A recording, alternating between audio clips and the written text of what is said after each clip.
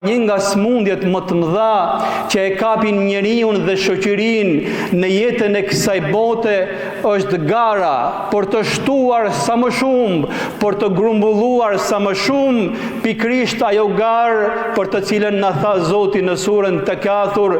elhakumut takathur, ju hutoi juve gara me njëri tjetrin se kush e kush shton më shumë e kush grumbullon më shumë. Gara për të shtuar me halal dhe me haram, edhe kur kemi nevojë, edhe kur nuk kemi nevojë, mjafton që dikush ka më shumë se sa ne dhe ne hymë në garë me të që t'ja kalojmë atij, pastaj ai mundohet na kaloj neve dhe gjithë jeta e kësaj bote nuk është gjë tjetër veç se një garë mes njerëzve se kush e kush shton më shumë e kush grumbullon më shumë. Na thot Zoti se shpesh herë dunjaja bëhet garë për pasuri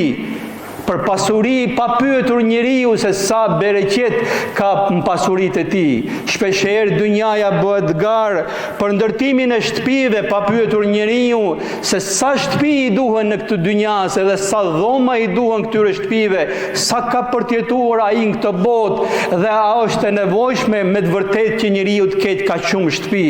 Kthehet dunjaja në garë